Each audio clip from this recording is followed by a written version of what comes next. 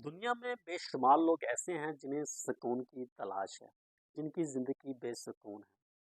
Sometimes वो सुकून हासिल करने के लिए मेडिसिन का भी सहारा लेते हैं, मगर फिर कुछ दिनों बाद वो अपनी कैफियत में वापसी आ जाते हैं। बेसुकूनी की काफ़ी रीजंस हो सकती हैं। आमतौर पर यह ख्याल किया जाता है कि जिस शख्स के पास ज़्यादा दौलत है, इसकी ज़िंदगी बेसुकून रहती है। इसको रात को सुकून की नींद नहीं आती, क्योंकि दौलत अपने साथ बहुत तरह की परेशानियां लेकर आती है। या अगर आपको किसी रिलेशनशिप में कोई प्रॉब्लम चल रही है, या आपको अपनी औलाद की टेंशन है, या अपने वालदेन की फिक्र है, तो आपको सुकून की नींद नहीं आती। ये रीज़न भी हो सकती है। मगर इसके अलावा भी एक और रीज़न है जिसके बारे में मैं आपको बताने जा रहा हूँ, कि ऐसे लोग ज़िंदगी भर बेसुकूनी की कैफियत का शिकार रहते हैं। इन ऐसे लोगों को ज़िंदगी भर सुकून नहीं मिलता। ये कौन लोग हैं? ये वो लोग हैं जो हसद का शिकार हैं, जो हसद की बीमारी में मुब्तला हैं। ऐसे लोगों को ज़िंदगी भर सुकून नहीं मिलता। इसलिए इस्लाम में हसद से मना किया गया कि हसद से बचो, एक दूसरे के साथ हसद ना करो। मगर ये लोग हसद की वजह से अपनी ज़िंदगी को बेसुकून कर देते हैं। अब हसद भी दो तरह का होता है, एक अच्छा होता है और दूसरा, दोनों सूरतों में नहीं करना चाहिए, मगर एक सूरत में काम कर जाता है। एक सूरत में इंसान की ज़िंदगी को अच्छा कर देता है, मगर फिर भी हसद उसके अंदर से ख़त्म नहीं होता। जी हाँ, एक हसद ये होता है फॉर एग्ज़ाम्पल, और आमतौर पर ये भी देखेंगे ख़वातीन में ज़्यादा पाया जाता है। हसद जो है, हसद वाली ख़वातीन आपको ज़्यादा मिलेंगी। मर्दों में भी होता है, मगर आमतौर पर ये औरतों में ज़्यादा पाया जाता है।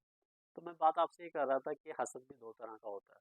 एक हसद ये होता है, अगर आपको किसी को कोई चीज़ मिल गई है और आपने देखा यार इसको इतनी मेहनत नहीं किया, इसको कैसे मिल गई, मुझे क्यों नहीं मिली, तो आप वो चीज़ को पाने के लिए ज़्यादा मेहनत करते हैं, और इतनी मेहनत करते हैं आखिर वो चीज़ पा लेते हैं, मगर पॉजिटिव वे में, नॉट नेगेटिव वे में, आउट ऑफ वे में जाते हैं। दूसरा तरीक़ेकार ये होता है, जब आप देखते हैं किसी को कोई चीज़ मिल गई है, अब वो डिज़र्व करता ही नहीं करता, एक अलग बात है, क्योंकि इसका फ़ैसला हम नहीं करते, अल्लाह ताला है जिसे चाहे दे दे। तो फिर वो आप उसको हासिल करने के लिए आउट ऑफ द वे जाते हैं, और आउट ऑफ द वे उसको हासिल करने के लिए आप अपना अपने बारे में भी नहीं सोचते, और आप अपने आप से जुड़े लोगों के बारे में भी नहीं सोचते। और फिर अगर आपका बस नहीं चलता, तो फिर आप अपनी किस्मत को दोष देना शुरू कर देते हैं कि मेरी तो किस्मत ही ऐसी है, मेरे साथ हमेशा ही ऐसा होता है, मुझे ये चीज़ मिलती नहीं है। फिर आप अपने आप को दोष देना शुरू कर देते हैं, और फिर आप इस हसद में आके अपना कोई नुकसान कर बैठते हैं।